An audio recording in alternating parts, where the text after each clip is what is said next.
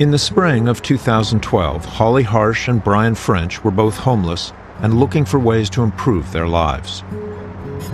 We were addicted to methamphetamine for a while, and we ended up in a bad place, going homeless in a tent.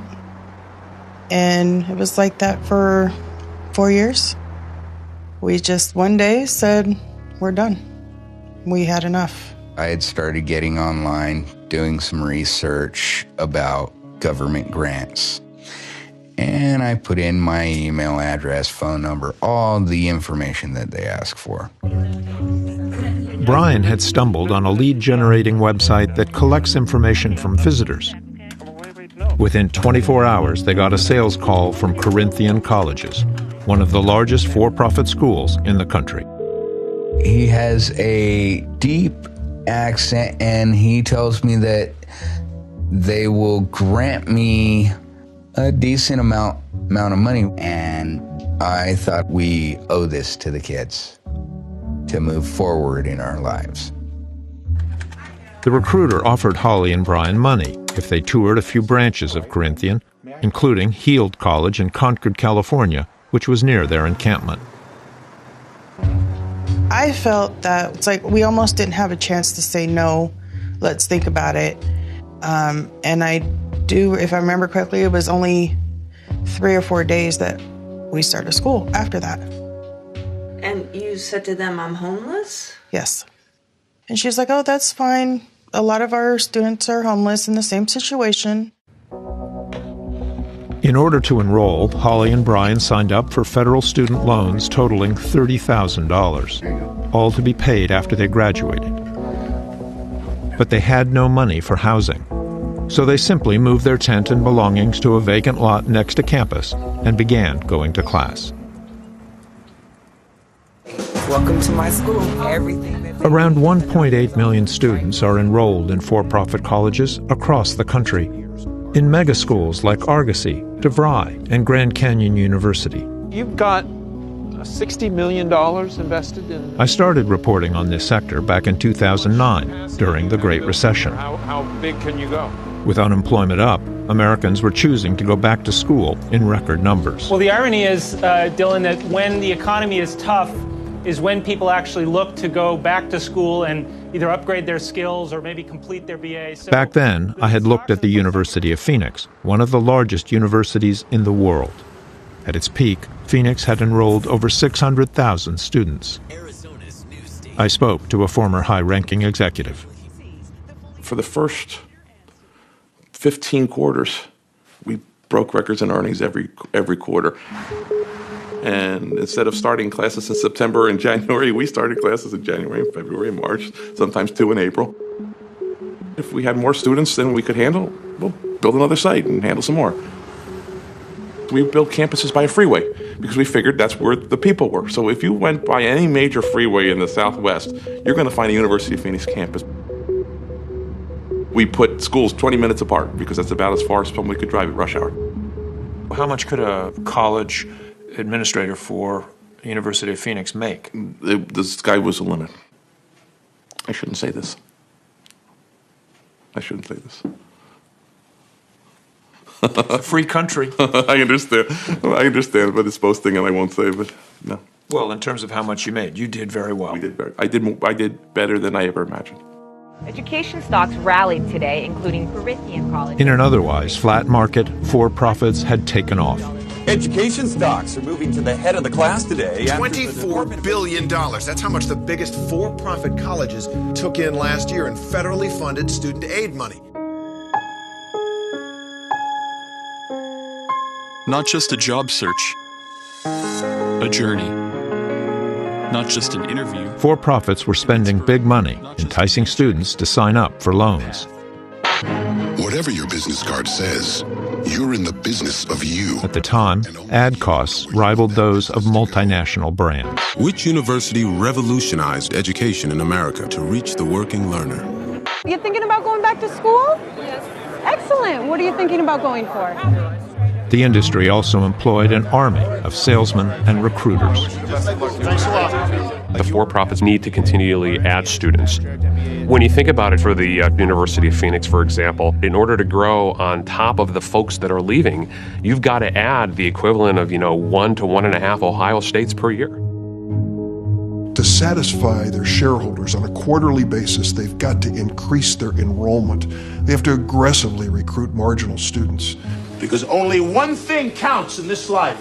Get them to sign on the line which is dotted. Glengarry, Glen Ross. It's that sort of a heavy commercial environment in which you say whatever you need to say to close the deal.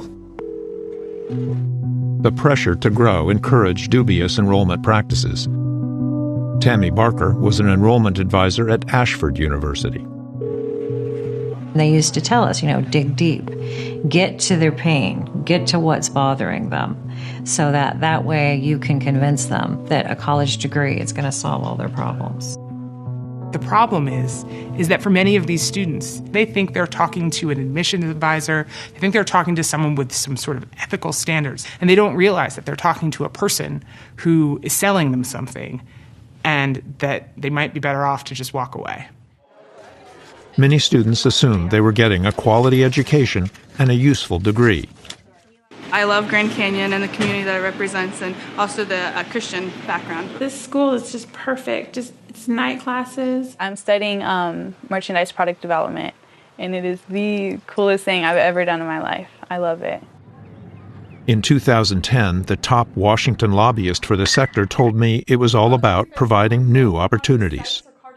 We educate the students that traditional higher education has given up on. Traditional higher education has become a very socio-demographically elite group of people. So the only options lower-income students and working adults have is either to go to a community college, some of them can go to minority-serving institutions, and our option is the third option. But for years, for-profits had been charging students nearly 5 times as much as community colleges and gotten the bulk of their revenue, up to 90%, from student loans and grants.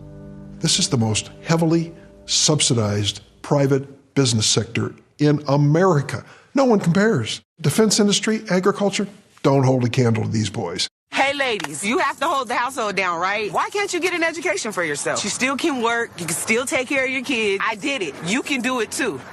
But not all the promises were paying off. The whole world opens up for you, but you got to do something right now. You can't wait. Back in 2010, I met 3 students who had enrolled at Everest, part of the for-profit giant Corinthian. They were hoping to become nurses, but it wasn't going according to plan. They said that we were going to be making $25 an hour and 25 to 35. Yeah, they told me. So like, how, you're and they're going to find us a job. They're going to find us they're going to place us. I got my license in December of 2009, and I've been on countless interviews, and they all ask if I've ever been in a hospital, and I would have to tell them we never set foot in a hospital, ever. We went to a museum of Scientology for our psychiatric rotation. Our pediatrics rotation, we went to a daycare. Oh yeah, that was our peds. We went to a daycare. After our report aired, John Oliver picked up the story. Job hunting might be a little difficult, as students from a Corinthian college nursing program found. We went to a museum of Scientology for our psychiatric rotation. What? Scientologists do not believe in psychiatry. This is the next big scandal in America. Washington also started paying attention. It reminds me where we were 2 years ago with liar loans and no-doc loans in the housing market, where people started accepting people who couldn't prove their income, couldn't prove employment, but we sold them a $450,000 house. And in a handful of hearings, some for-profits were accused of employing false or misleading advertising and using illegal recruitment efforts. 15 of the 15 schools that GAO investigated found instances of fraud, deceptive practices, or made misleading statements to prospective students. 15 In this hearing, they unveiled hard evidence. And then your signing date right there for me. Okay. Now, I'm not signing up for the school right now. Yeah, you're actually reserving your seat. Oh, I was hoping I could talk to the financial people first. They won't even let you back there. Am I on the hook for the $38,000? The thing about those tapes is that It was really hard in the face of this evidence to deny that there was a problem there. You should be ready to make the investment of time and money necessary to get you to where you should be at this point. But you're not. What are you really afraid of? Congressional investigators also found that for-profit schools were failing to prepare students for the workforce. Too many of the students who go to these schools are coming out with nothing other than big debt and no education, no gainful employment at all. In 2010, the Department of Education attempted to regulate the industry by implementing some new rules. But the department ran into intense resistance. The lobbyists for the for-profit industry, and unfortunately many members of Congress, challenged those regulations, critiqued those regulations. This so-called, quote, gainful employment, unquote, regulation is another example of this big federal government run amok. They were overwhelmed. They ran into this withering artillery fire of lawyers coming after the administration and beat them back. Well, they're doing everything they can to screw up education. We finally get an institution. The fact that the sector has declared an existential emergency around this. The sector has every lobbyist in town, former members of Congress on its payroll to defeat this. Really kind of speaks volumes about the level of corruption and the kind of feeding frenzy we're talking about. Last week, when the House of Representatives voted to prevent the Department of Education from implementing tough new rules that could deprive certain schools from federal funding. Trump University. It's been the subject of increased scrutiny ever Today, since. allegations of predatory behavior and negative press continue to dog the industry. Well, the Clintons got filthy rich off a for-profit university that took advantage of many poor people. But since I last reported on these schools, a lot has changed. Are the for-profit schools value stocks or value trash? One of the big losers, though, that was Apollo Group that operates the University of Phoenix. For-profits are no longer the darlings of Wall Street, and enrollment is way down. In San Francisco, I talked with Trace Erden, a banker who kept buy ratings on several for-profits for much of the last decade. They're into decline. Why? Mostly market conditions. The economy recovers and everybody finds a job. And then all of a sudden, that trade-off that said, well, hey, wait a minute, why should I borrow all this money so that I can earn the same amount of money that I can earn at Jamba Juice? That doesn't make any sense. You have termed these students that are signing up for these courses as subprime borrowers. I knew that was going to come out. Yeah, they were subprime borrowers. I mean, that's a fair characterization of the types of students that are being served, right? These are unsophisticated students that have a great deal of risk. Now, that's not true across the board with for-profit education, but certainly when we're talking in the context of Corinthian. Corinthian, that's the for-profit chain that included Everest College. It's the school those 3 nursing students had attended. We looked one of them up, Martha Salmon, and found her living in Southern California. Martha had paid back the $28,000 she owed in student loans, but at a cost. That was money that could have gone towards my house or for my kids. It could have gone a lot of different ways, but I just wanted to get rid of it. Her degree from Everest never resulted in nursing work, so she was forced to start over. I got my RN from Citrus College. It's a community college in Glendora, and from day one, the start of that school was totally different from Everest. There's really no comparison. For our psych rotation at Citrus, the RN program, we went to a psych hospital, and we were there for 4 weeks, and we were able to interact with the patients. We followed the nurses while they gave medication. It was an actual psych hospital. It wasn't a museum. And how much did it cost you to get a degree from a community college? My RN cost $3,000. But it's the education that you receive, the money that you save there's no comparison. Stories like Martha's got the attention of California's Attorney General. In 2011, Kamala Harris started investigating. As we started diving into it, it became clear that Corinthian was engaged in extremely predatory behavior and conduct. And so we sued. This morning, my office filed suit against Corinthian colleges. And in what can only be described as a for-profit college predatory scheme. A lot of what you charged was that there was a misrepresentation of job placement rates. Absolutely. Convincing students that if you sign up to receive an education, we will ensure you will also get a job. That was all, I'm going to say a polite term, that was wrong and inaccurate. It was BS. It was BS. It absolutely was.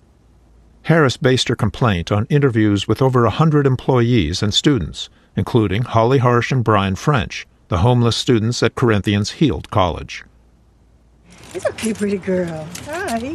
Holly and Brian had dropped out of Heald in their third semester, but the bills kept on coming. And I was just like, how am I going to pay this?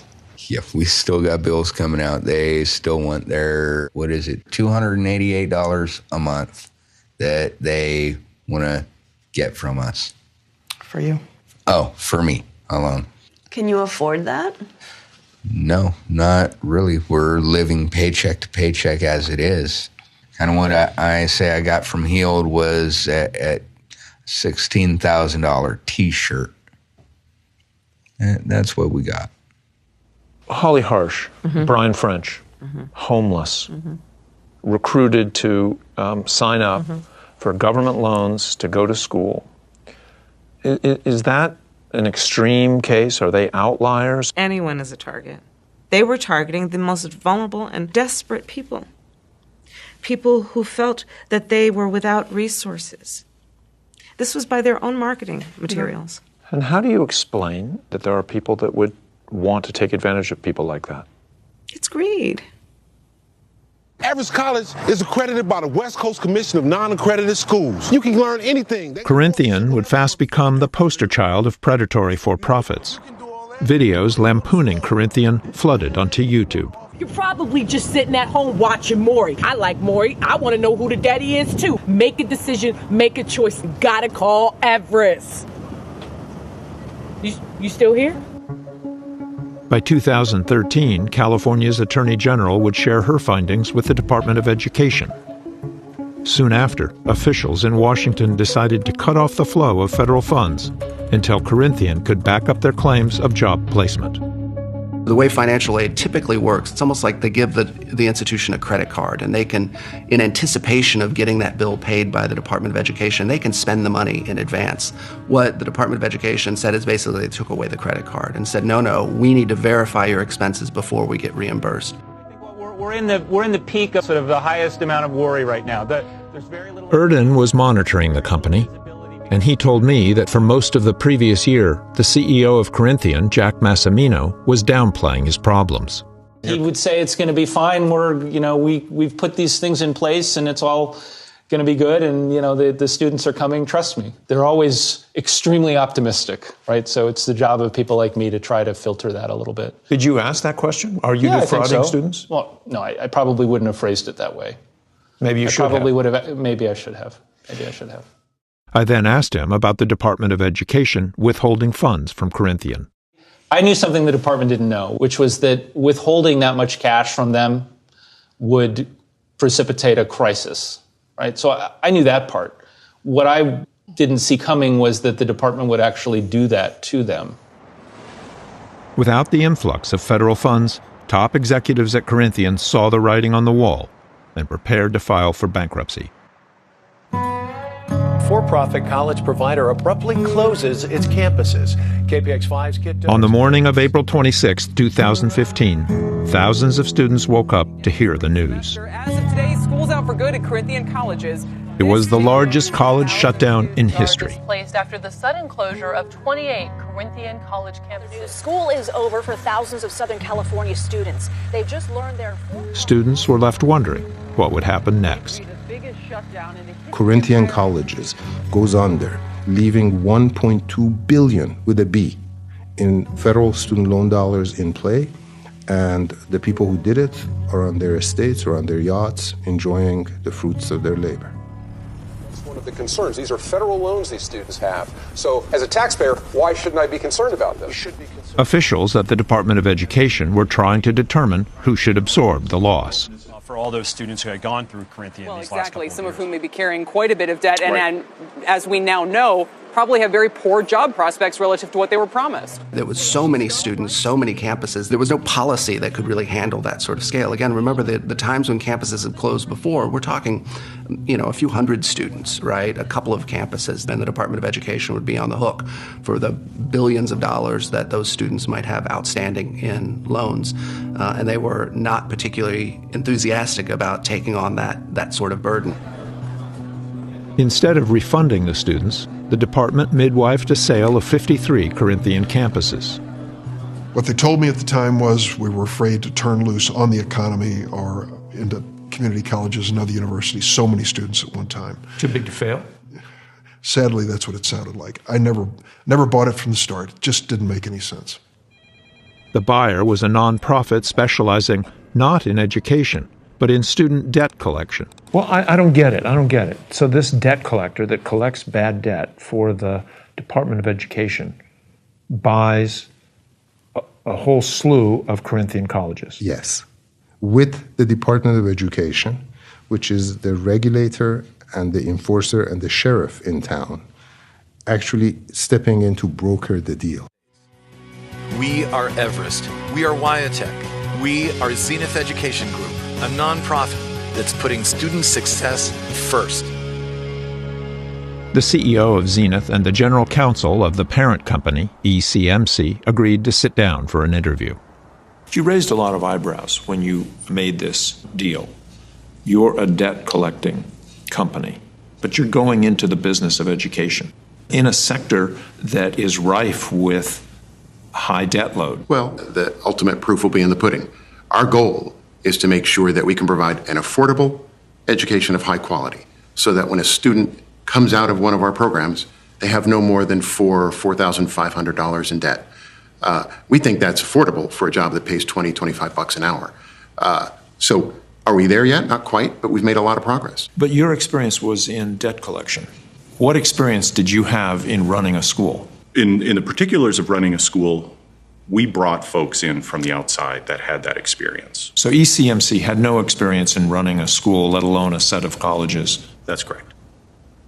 I then asked them about a report Zenith had commissioned that detailed all the problems at Corinthian.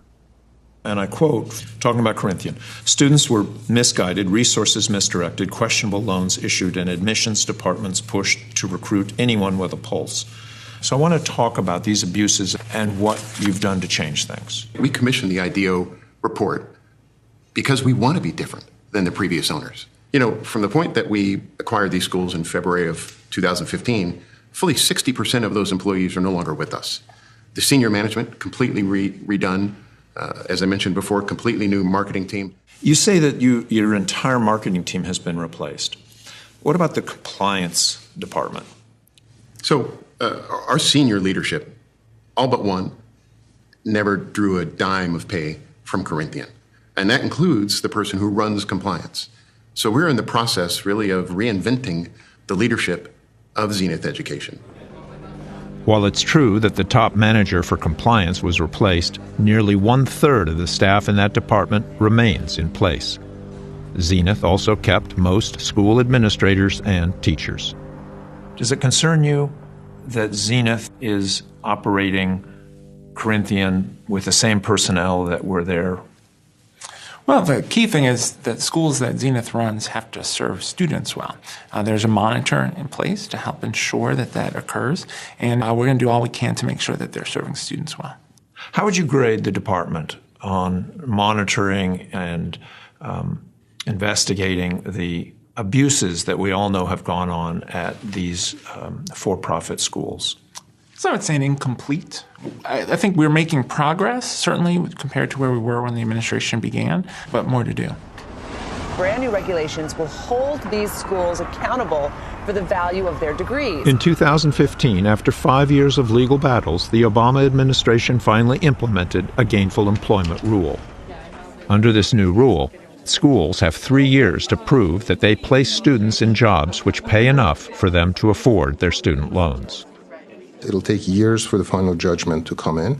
So we're going to regulate through the rearview mirror. Absolutely. This was one of my main objections to what they did. The American public are not supposed to be lab rats on whom we experiment and then pass judgment on providers post facto. You wouldn't do that with food. You wouldn't do that with drug safety. The assumption is that the burden always ought to be on the provider to put enough evidence on the table that what they're selling to the public, what they're financing with public dollars, is wholesome and at the very least not damaging.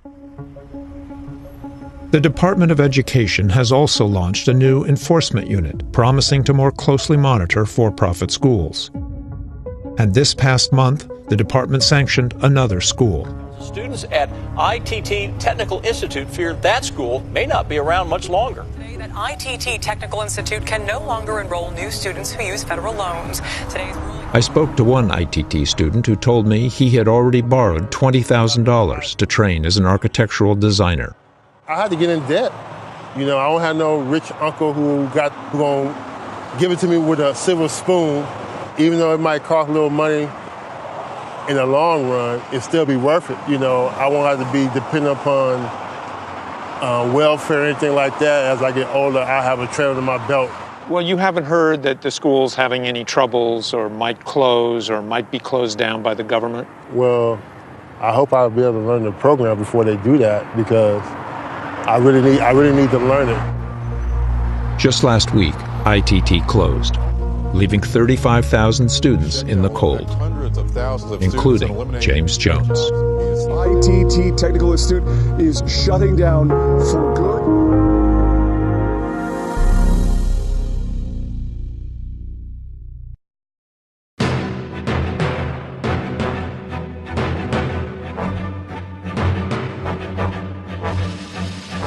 For more on this and other Frontline programs, visit our website at pbs.org/frontline.